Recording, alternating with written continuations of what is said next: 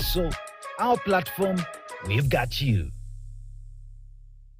Mashariki tuwezeshe kuishi kwa amani, tutimize na malengo yetu.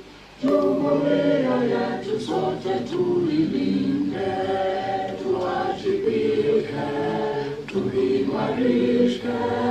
Umoja wetu ni nguzo yetu, idumu jumuiya yetu. Let us remain standing for prayer. In the name of the Father, and the Son, and the Holy Spirit. Almighty Father, we come before you this day. Momentous day, where we are doing the very first announcement of KJSEA. We thank you for the blessing. Give us wisdom and give us strength.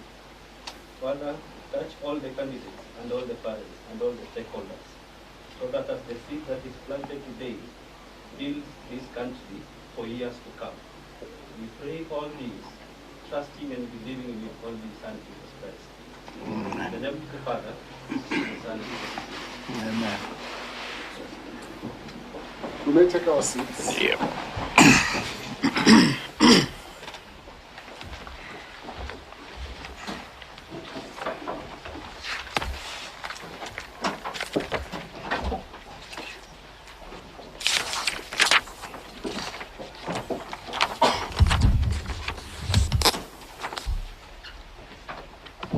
The Cabinet Secretary, Ministry of Education, Dr. Julius Ogamba.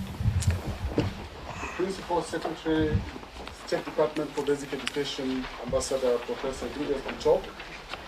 Distinguished members of the KNEC Council, led by the Council Chairman, Professor Julius. The CEO, Kenya National Examinations Council, Dr. David Njengere, heads of directorates from the Ministry of Education, directors and staff of the Kenya National Examinations Council present, invited guests, ladies and gentlemen,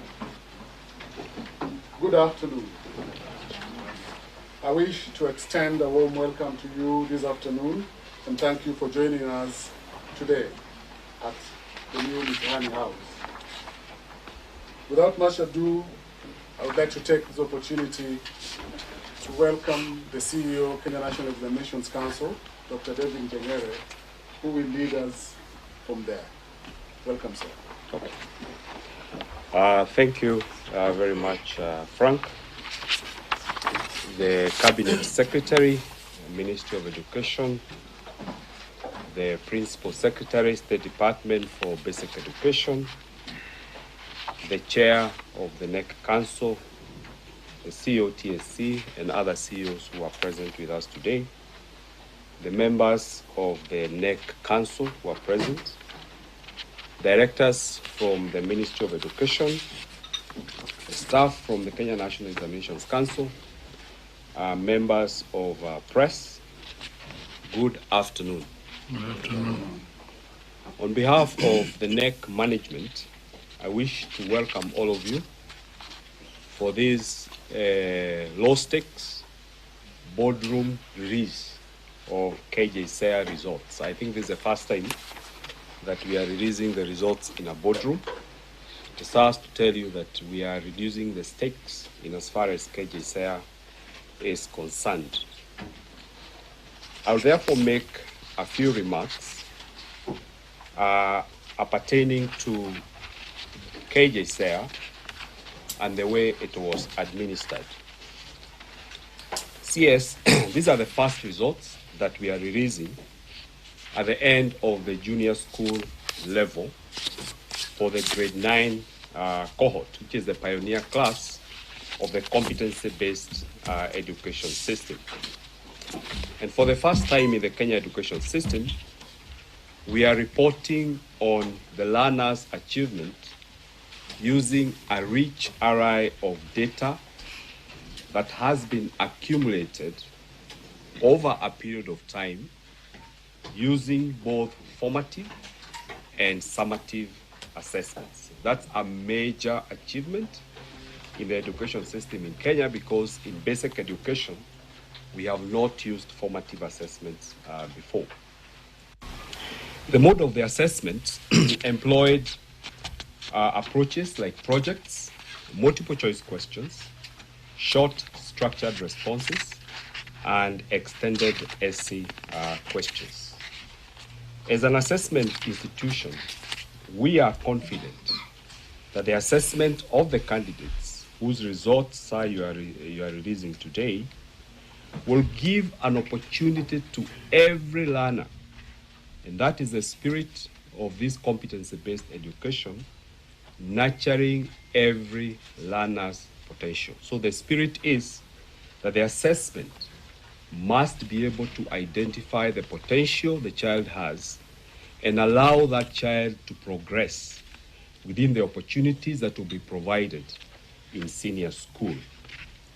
As you are aware, sir, we had a total of 1,130,587 candidates who are registered for the 2025 KJSEA assessment. And this was spread out in 24,366 junior schools across the country. We also administered what we call a qualifying test to 2,032 learners in grade 9.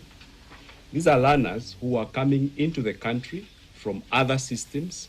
They could have come with their parents from other countries in the world, and they required to be assessed because they had not sat for KJSEA, or they are learners who had missed KJSEA for one reason or the other.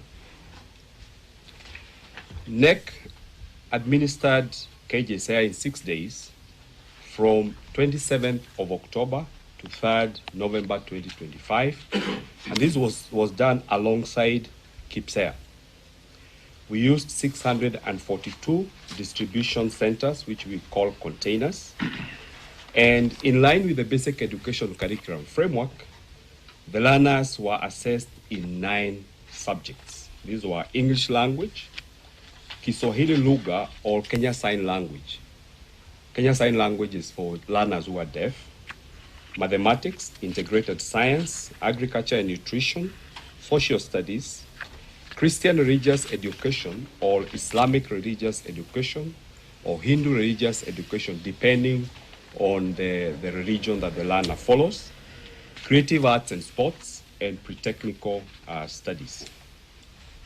A total of 185,689 contracted professionals were engaged in field administration of KJSEA. These were drawn from the Ministry of Education, Teacher Service Commission, and security officers strictly only for securing the containers. This year, sir, we did not deploy police officers in the schools. And I want to take time to applaud the junior school teachers and the center managers because they conducted themselves in a very professional and patriotic way. We had no incidents in all the 24,000 institutions without police officers. It means our teachers can be professional if they want to. The marking and scoring of KJSEA results. The council engaged 11,239 examiners to mark the structured questions, and they were hosted in 21 marking centers, while the machine scoring of the multiple choice questions was done concurrently here in the council. KNEC takes this opportunity to recognize the invaluable contribution of the examiners. These are junior school teachers. They were doing it for the first time, and it was very quiet across all the 21 marking centers. I'm sure you never heard of any incident. We want to thank them for being very professional in that process. In order to report the performance of learners as they transit to senior school, as guided by the Presidential Working Party on Education Reforms and the aspiration of the competency-based education, the reporting entailed tracking the learners' performance through their learning journey. The results combined the following levels. First, KJSEA performance reports. This is what they sat for when they were in grade 6, and that accounted for 20%. Their school-based assessment scores for grade 7 and grade 8, which accounted for 20%. And then their performance in the summative KJSEA assessment, which accounted for 60%.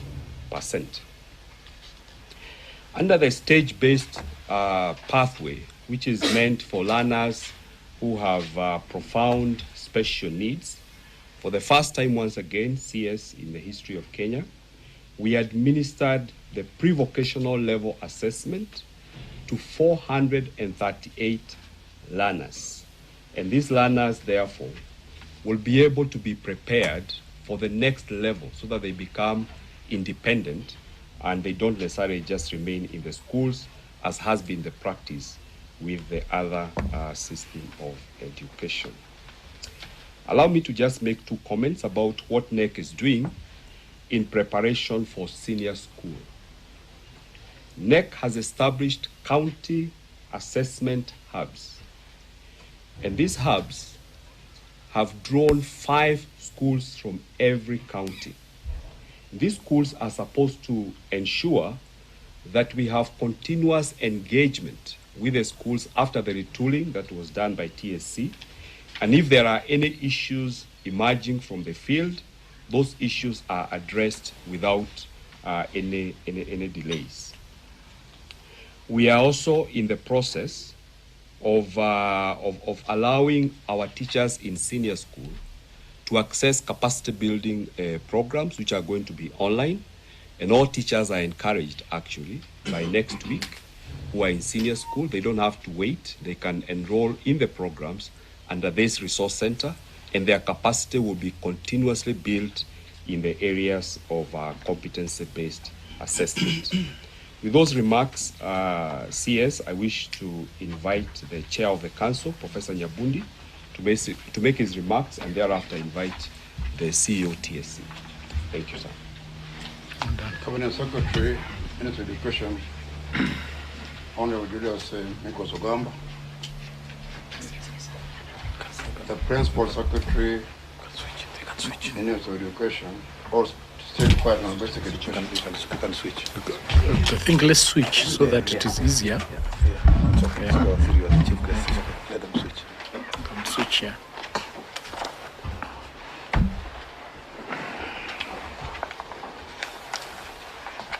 May I repeat?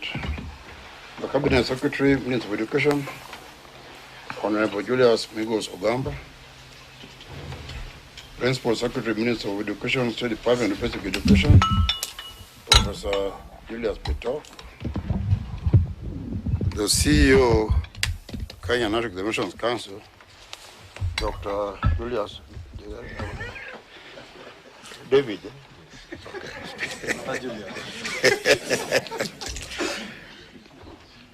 Chief Executive Officer, TSC, Madam Evelyn Mitei, Directors from Ministry of Education and Kenya National Examinations Council, members of the Fourth Estate, good afternoon. It's my pleasure to welcome you all for the official release of the 2025 Kenya Junior Secondary Education Assessments results. Cabinet Secretary, sir, allow me to start by introducing members of the KNEC Council, starting by none other than the PS himself, Professor Julius Petok, Madam Evelyn Mitei, the Secretary of TSC, Director KCD, Professor Charles Omondo,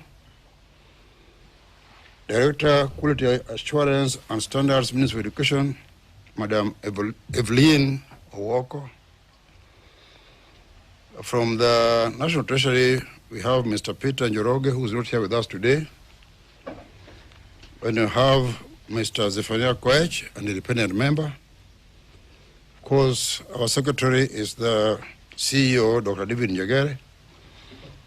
I also want to acknowledge the very able service that we get from the corporate Corporation Secretary, Madam Bissem, Befli Bissem. We also have Mr. Mburu from our State Inspectorate. The Kenya National Examination Council is mandated to conduct school and tertiary assessments and examinations and certify learners on their achievements. The Council is committed to upholding the credibility of national examinations and assessments. This is enshrined in our vision statement of quality educational assessment and credible certification. I wish to thank the government of Kenya for providing KNEC with the resources through the Ministry of Education to enable us to successfully administer national exams and assessments. As a council, we have taken up the responsibility of ensuring that these resources are efficiently utilized to deliver credible national examinations. At this juncture, I would also like to express my deep gratitude to the Cabinet Secretary for Education, Honorable Julius Ogamba, for the leadership he has provided to ensure my team delivers on the KNEC mandate.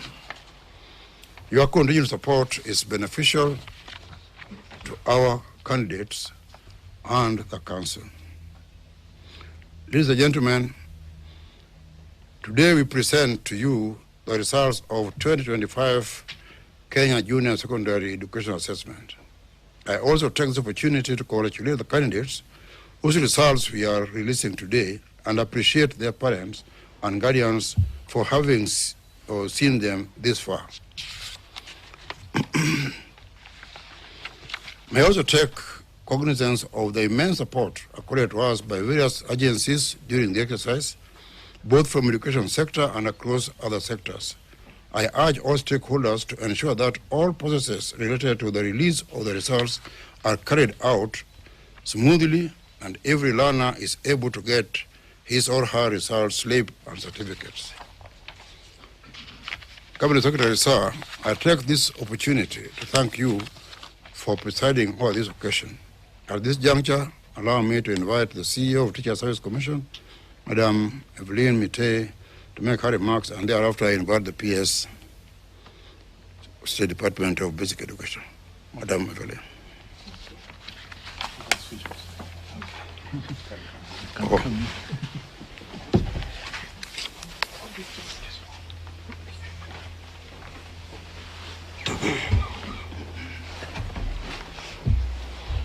The Cabinet Secretary for Education, Honorable Julius Ogamba, our Principal Secretary, Ambassador Professor Julius Bitok, the Chairperson of the Kenya National Examination Council, Professor Julius Nyabundi, my colleague CEO, KNEC, fellow KNEC Council members, senior officers from the Ministry of Education, the Teacher Service Commission, and KNEC, members of press, ladies and gentlemen, good afternoon. It is a profound honor to join you this afternoon for the release of the 2025 Kenya Junior School Education Assessment results. Indeed, this is a landmark moment for us in this country. Mine is to extend the Commission's deepest gratitude to our teachers who prepared, supervised, invigilated, and marked the assessments. I also wish to appreciate the officers who oversaw curriculum supervision and coordinated the entire KJSEA process. Their dedication, professionalism, and resilience ensured that this national exercise was conducted with credibility and integrity. During this exercise, a total of 176,628 teachers supported the administration of KJSEA. 24,277 being center managers, 26,632 supervisors, and 125,719 invigilators. In addition to all teachers who participated in the stage-based assessments nationwide. Their unwavering commitment made this milestone possible, and we appreciate them. And on behalf of the Teachers Service Commission, I celebrate all our teachers for this commendable job. The success of KJSEA confirms the shift in the assessment landscape, moving us away from the previous one-off high-stakes examinations to a more holistic approach that values practical skills, creativity, critical thinking, problem solving, and continuous learning and growth. The transition demanded courage, adaptability, and strong learner-centered approach for our teachers, and I sincerely applaud them for embracing the competency-based education system and its assessment model. They have shown remarkable flexibility and innovative leadership, realigning instructional approaches, guiding learners, supporting projects, and preparing them for assessments that prioritize skills over memorization. Teachers are true champions of this reform and the backbone of the successful rollout of CBE and KJSEA, and we salute them. I wish to assure the country that our teachers are ready and prepared to receive the grade 10 learners in senior school.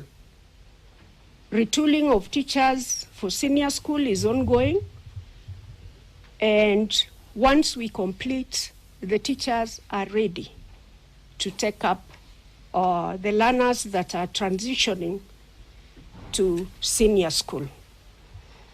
As I conclude, allow me to thank everyone again for participating in the 2025 KJSEA, the teachers, the parents, the officers, the multi-agency stakeholders, and all those who prepared our learners. They indeed shaped our nation. And with that, allow me to wish all of you a Merry Christmas, a prosperous New Year, and may God bless you. Allow me now to invite our Principal Secretary, Basic Education, Professor Ambassador Bitok, to make his remarks. Thank you.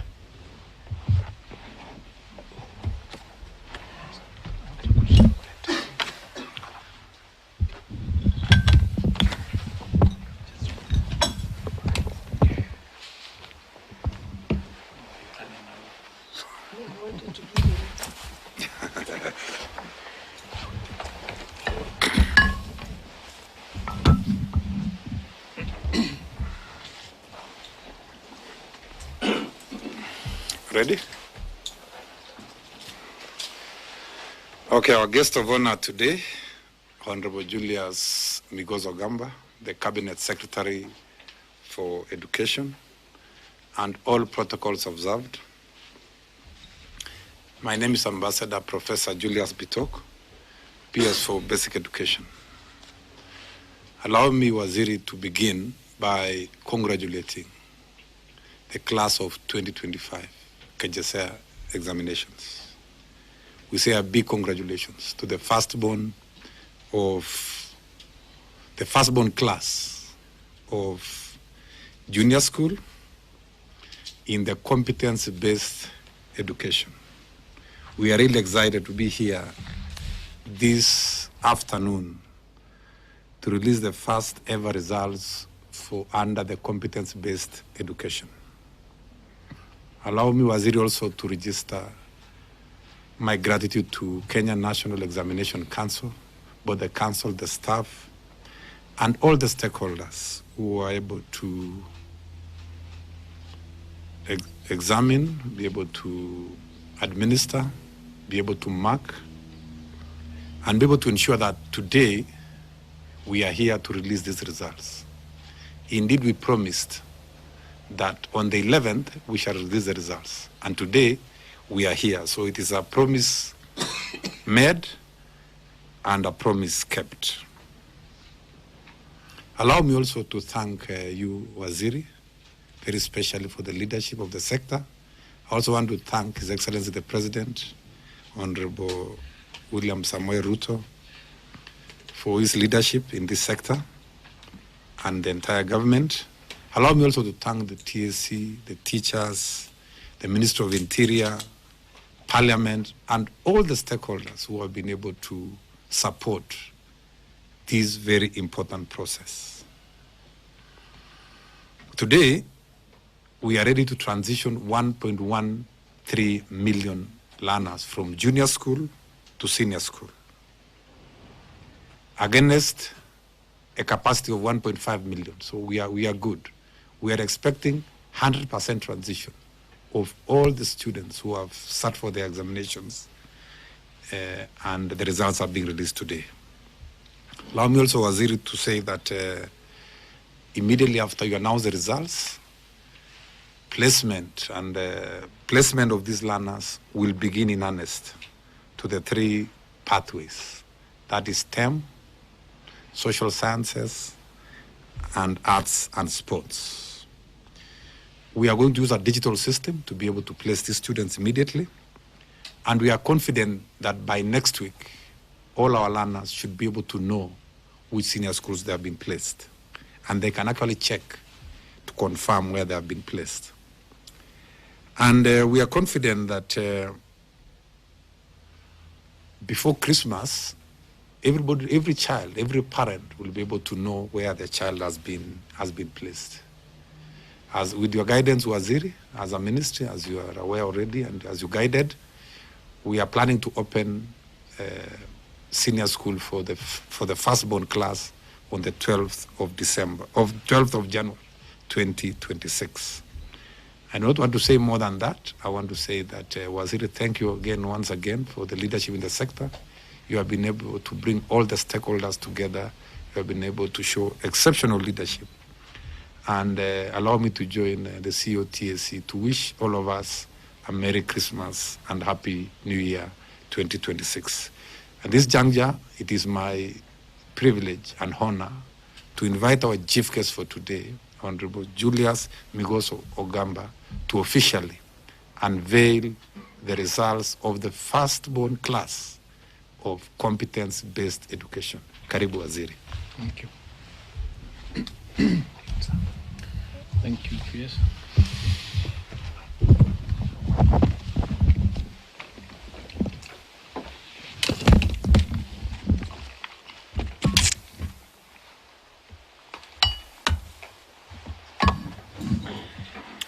Thank you. Thank you very much. The Principal Secretary, State Department for Basic Education, Ambassador Professor Julius Bitok. The Chairperson of the Kenya National Examinations Council, Professor Julius Nyabundi. The Chief Executive Officer of the Kenya National Examinations Council, Dr. David Njengere. The Chief Executive Officer of the Teachers Service Commission, Madam Evelyn Mitei. Distinguished guests, ladies and gentlemen, members of the press, good afternoon. Good afternoon again. Let me first take the opportunity to thank all of you for making time to be here for the release of these results on behalf of the learners of Kenya. I'm honored to speak to you today as we mark the successful completion of the first cohort of the competency-based education learners from junior school. This is a milestone that ushers in significant transformation as we continue to progressively implement the competency-based education system. As you will recall, the government commenced the implementation of the competency-based education system in 2017. The CBE follows the structure of 2 years in pre-primary, 6 years in primary school, and 3 years in junior school, and another 3 years in senior school. CBE is a transformative educational framework designed to equip our learners with the skills, values, and attitudes necessary to thrive in the 21st century. The Kenya Junior School Education Assessment is a key assessment tool at the end of junior school to evaluate learners' competencies and guide their transition to senior school. The assessment is a significant milestone in the implementation of the competency-based education. This assessment goes beyond what you know as traditional examinations. It focuses on identifying learners' strengths, aptitudes, and interests, ensuring that every child is placed in an environment where they can excel and realize their full potential. The purpose of KJSEA is threefold. Number one, it is to evaluate the learner's achievements of competencies acquired during junior school. Number two, it is to provide feedback for placement into senior school pathways, the STEM, the arts and sports science, and social sciences. And number three, it is to support progression and planning aligned with learners' strengths and interests. The KJSEA summative assessment consists of written papers and dry practicals or projects. Most subjects had a single paper, while languages, integrated science, and other subjects had 2 papers due to the composition, practical, or project components. Ladies and gentlemen, on behalf of the Ministry of Education, I'd like to extend my heartfelt appreciation and gratitude to the officials from the Ministry of Education, the Ministry of Interior and National Administration, the Ministry of ICT, the Teacher Service Commission, and other stakeholders who have played a vital role in the successful administration of this year's assessments and examinations. I wish to thank all center managers, the supervisors, and invigilators for upholding the integrity of our examination and assessment system. Ladies and gentlemen, I'm happy to report that all the learners who registered and presented themselves for the 2025 KJSEA and key player assessments successfully sat the assessments despite a few challenges that were appropriately addressed by our field personnel. As you know, parts of our country experienced heavy rains and swollen rivers, which rendered some roads impassable. There was an unfortunate incident of a landslide in Elgeyo Marakwet, and these emergencies necessitated contingency measures to ensure that all candidates sat the examinations and assessments. Special arrangements were also made for a few hospitalized learners to sit the examinations and assessments.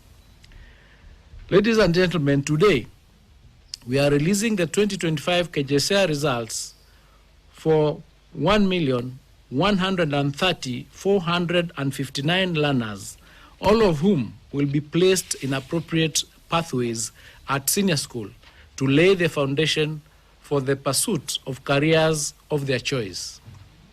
Of the 1,130,459 learners who sat the 2025 KJSEA, 578,630 were male, while 551,829 were female, representing 51.19% and 48.81% of the total learners, respectively. The counties that registered the highest number of learners for KJSEA were as follows: Nairobi, 71,022; Kakamega, 59,384; Nakuru, 54,028. 41 counties had a significant entry of more male than female candidates, while Mombasa County is the only county that achieved a gender parity or 50% proportion for male and female learners. The 5 counties of Isiolo, Nairobi, Samburu, Marsabit, and West Pokot had a significant entry of more female than male candidates.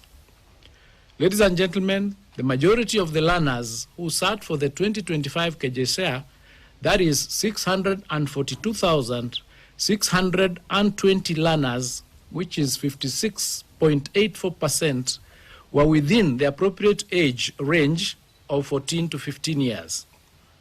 The number of underage learners, that is 13 years and below, stood at 35,270, which is 3.12%, while those aged 16 and 17 years were 415,059, making 36.71%.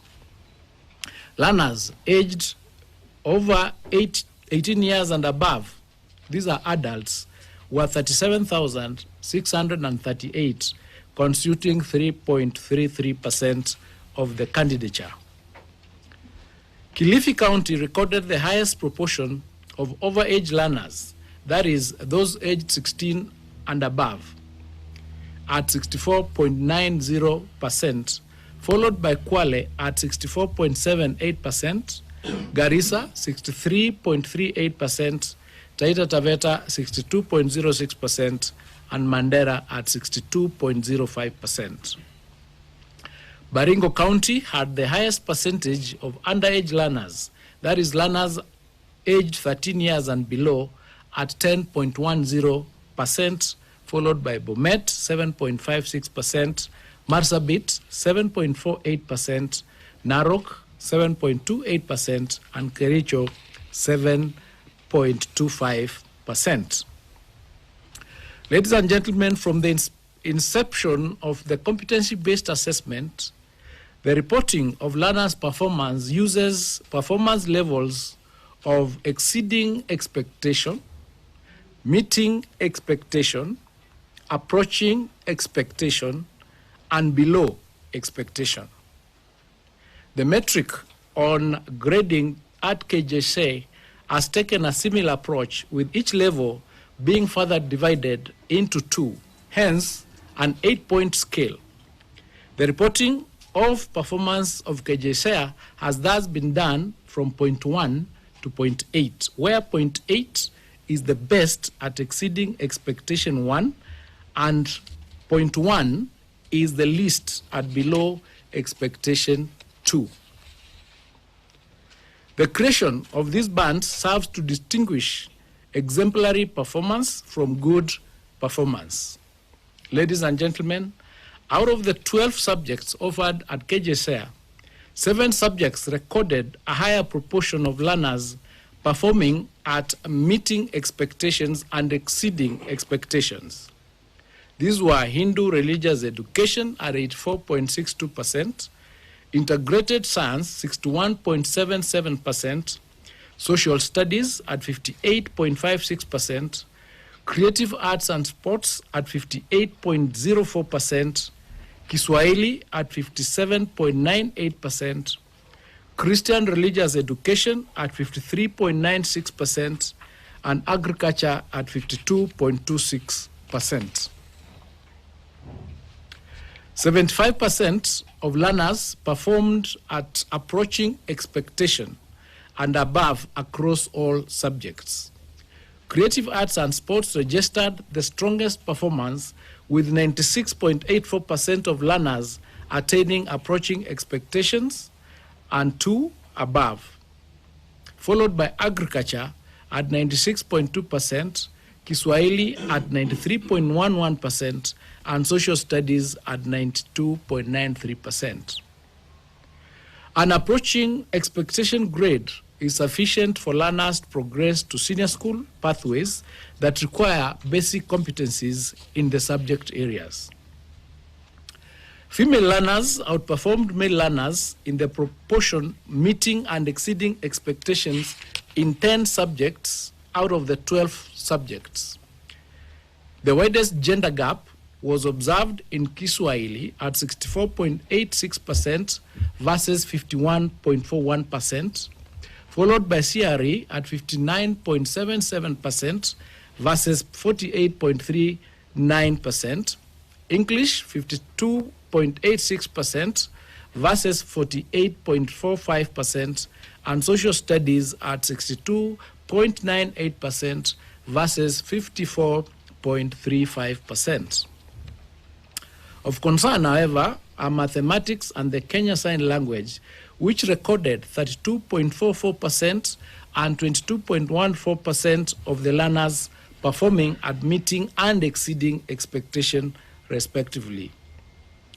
Of the 1,130,459 candidates who sat for the 2025 KJSEA, 59.09% have demonstrated potential to pursue the STEM pathway at senior school. 46.52% have demonstrated capacity to pursue the social science pathway, and 48.73% the arts and sports pathway. Ladies and gentlemen, the next important step is the placement and transition of learners to senior school. Learners will be placed to senior schools based on their performance and selected pathways, in line with the recommendations of the Presidential Working Party on Education Reform. The assessment of learners at grade 9 comprised 20% from the Kenya Primary School Education Assessment, 20% from the school-based assessment in grade 7 and 8, and 60% summative evaluation at grade 9. This summative evaluation is the KJSEA. As you already know, we clustered current schools based on the pathways that they will offer. This formed the basis of the selection of schools that learners and parents undertook earlier this year. As we speak today, the total capacity of the 9,540 senior schools is 2.2 million learners. A total of 929,262 learners will be exiting secondary school after the KCSE this year. Senior schools will therefore have an extra classroom left by the fact that we'll only have 3 classes at this level. These classrooms are expected to provide extra space, enabling us to avoid overcrowding.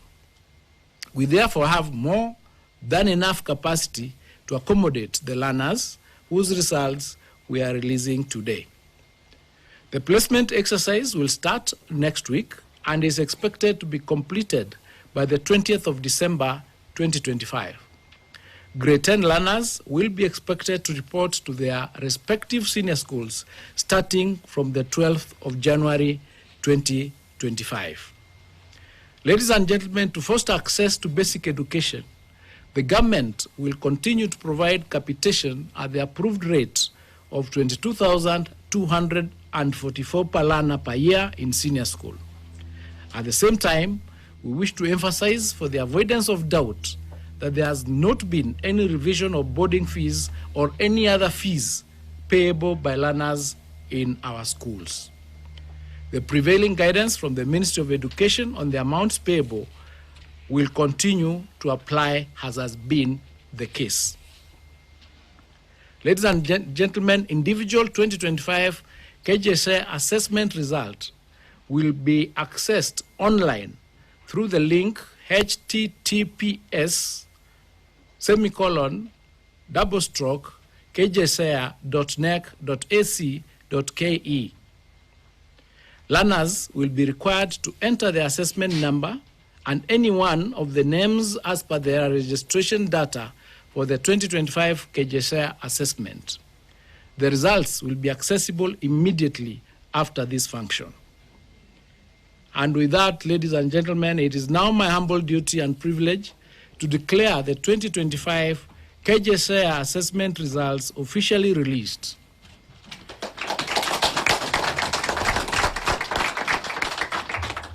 And I wish all the learners and their families success in their future endeavors. Merry Christmas and Happy New Year. Thank you. Mungu awabariki. Asanteni sana. Thank you very much, CS, for presiding over that release. I will now kindly request if we can step here so that we ceremoniously hand over the results. Yes. I'll do that to my chairman, and then the chairman will hand it to the PS, and the PS will hand to clinical leaders.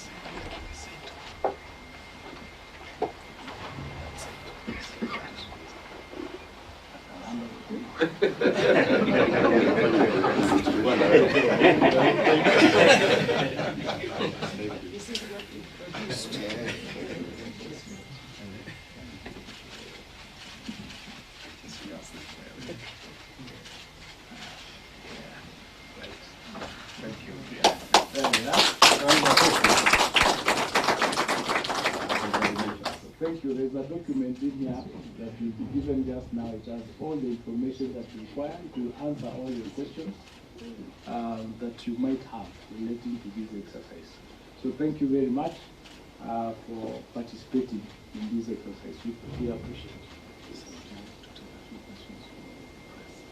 If there are any questions you can take, any clarifications, you can do that. But even before you do that, we just want to say that what we're going to do is once the placement starts, because this is the very first time. The mics, huh? Okay. You need to go back to the seat. They're requesting that.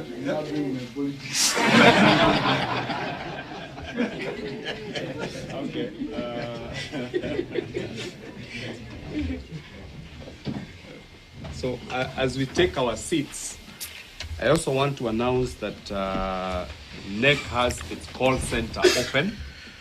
The call center will be open 24 hours, and all candidates or parents who have any queries, please feel free to call the toll-free lines, and it is 0800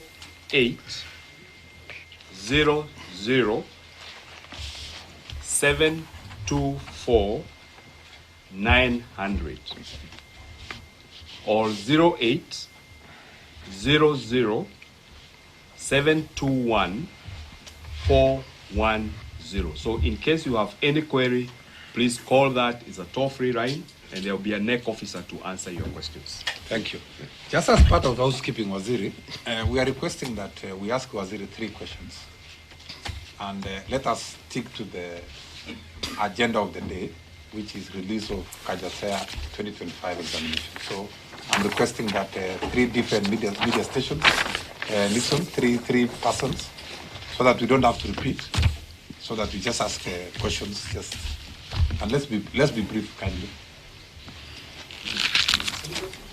So I was just saying before you ask the questions that because this is the very first time we're going to do this placement, once the portal opens and the process is being done, we'll keep it open so that if there are any questions, like we've indicated, any challenges that the students might come across or the parents, any parent or learner who might feel they've been placed in the wrong pathway or in the wrong school and wish to transfer or change, that space is available for the next 2 weeks. And even after they join in January, we will be able to keep it open so that we ensure that each and every question and every challenge is addressed, and each and every learner has been taken care of to their best interest and to their satisfaction. So we are here alive to the fact that this being the very first time, there could be hiccups here and there, but the teams that we've set up is available to attend to those challenges to the satisfaction of all the learners and their parents. Yes, please. My name is Emily Chabet from Citizen TV. The question I have is that this is the first time that we are interacting with this system. So are we expecting to see in their something like a transcript where the total marks, because remember now there's exceeding, meeting expectations and all those. Will we have the percentages in their results indicating how they performed in terms of subjects? It is actually more than a result slip. It is a report. that shows the learning areas and what you got in those areas, and showing you where your strengths are, where your weaknesses are, and what you can do to improve. And that is what has been going on from the assessment that has been going on from grade 1 all the way. For example, when they did primary KJSEA, that is the report, the comprehensive report that was given to the students, and another one given to the teachers, so that you are assisting the students as they are moving on, building on their strength and helping them achieve their best in the areas that they are studying. So it's going to be a comprehensive report. It's not just the formal result slip where you'll find maybe it's English is written a number. It's more comprehensive than that.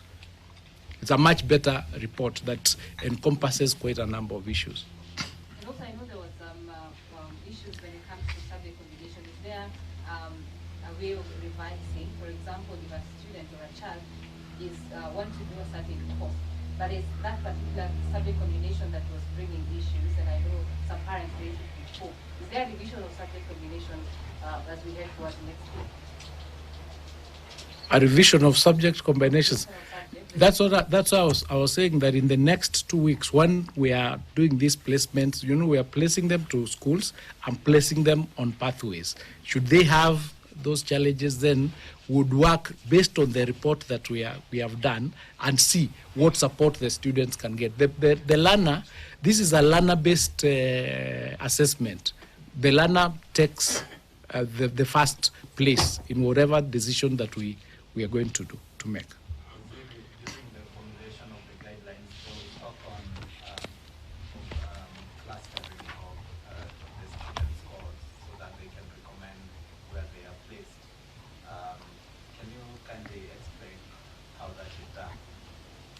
The clustering of subjects, that's what makes it possible for them to move into specific pathways. And it's been a build-up. As I said, the KJSEA, they have 20%, KJSEA, they have 20%, and the assessment that we've just done, 60%. So with that, it is possible to determine where is the strength of the child or the learner, so that the build-up helps them take what their competencies are and where their interests are. The difference between this system and all the other systems is this. Because we've been doing an assessment of the child and navigating through what they've been doing, you can't, for example, find a child who was doing so well in maths now ending up doing so badly. There could be now a question as what happened. Or where a child has not been doing too well, all of a sudden you find now this is an A student. So it helps to ensure that you are progressing in your area, and we remove those issues. That's why we have no issues of cheating, we have no issues of that, because you have built up. It's easy to determine where the competencies of this child is 360. Yeah? So that somebody, that's how you're able to say somebody just didn't come out and become all of a sudden an A student, and they have not been. So this building up means that your schooling adds value to your end results. Thank you, guys. Last question.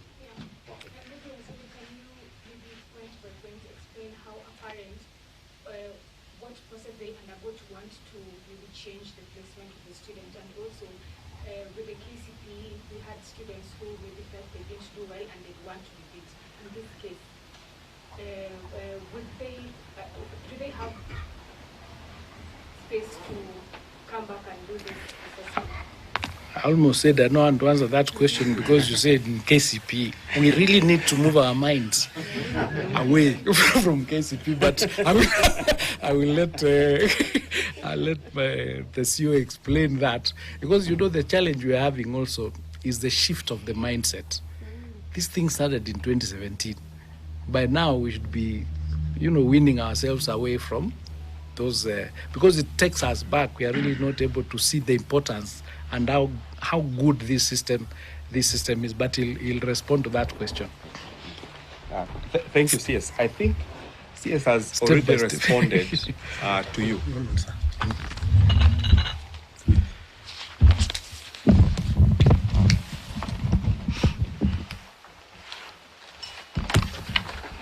Thank you, CS. I think CS has responded to your question, because if we use our understanding of 844, to explain competency-based education, you will have a challenge. In the first place, in 844, when the child was leaving class 8, and therefore sat KCPE, and they were moving to secondary school in Form 1, all the learners were studying the same subjects in Form 1. And which means, therefore, all you needed, and they all sat the same subjects in KCPE, all you needed was a total score out of 500, and then place the learner in a national school which required 400 marks, or an extra county school which required 350, and so forth and so on. In the competency-based education, the child is moving to senior school to specialize in an area. Therefore, they don't need this aggregated score. What they need is to know, what is my strength in the subjects that I'm going to pursue in senior school? Now, the question about repeating. The child has sat for KJSEA in grade 6. They have been assessed in grade 7, an SBA. They were assessed in grade 8, an SBA. They were assessed again in grade 9. So I don't know why they would want to repeat when clearly there has been a track, a process of accumulating the ability of that child.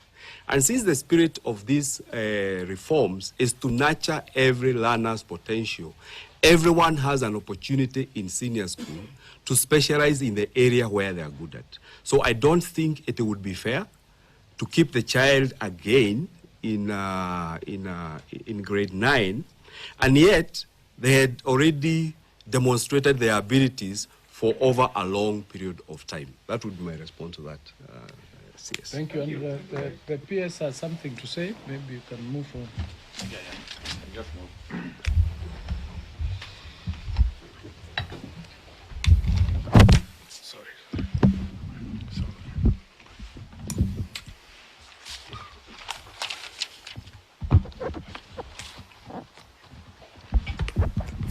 Thank you very much, Waziri, for that clarification. I needed to add a voice to the issue of placement, that as we may be aware, all the 1.13 students have been given an opportunity, starting from May this year, to select the 12 schools of choice. So selection has already been done.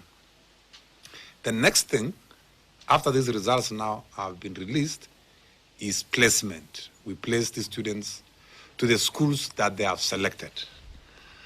And for us to be able to place these students equitably, we have adopted the CRA formula of revenue allocation to be able to distribute as fairly as possible students from across all counties in all the 4 categories of schools. That is Cluster 1 schools, Cluster 2 schools, Cluster 3 schools, and Cluster 4 schools.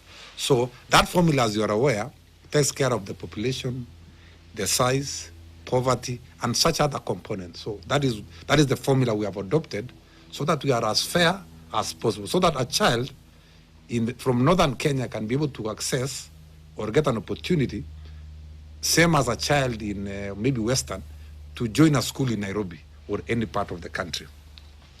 And our position is, by next week, all the students should have known where they have been placed, after which we shall have a 5 days window for revision if they want to revise, based on maybe changing preferences, consultations with parents and relatives, and so on. We shall give them a room. We shall give them a room of 5 days to make revision, just like the way COOPS gives opportunity to university students to revise their choices. We shall give learners an opportunity to revise their choices based on the results that we have released today. So the process will be seamless. And we are hoping that by Christmas, every learner should know which senior school they are joining. And by 12th of January 2026, we expect all these learners to report to school. And our expectation is 100% transition. Every child will get an opportunity to move to the next level. Why are we saying so? We have 1.1 million learners against 1.5 million declared positions in senior school. So we have 400,000 extra spaces in senior school. So we don't expect any problem at all in terms of a 100% transition. Thank you, Wazir. Thank you.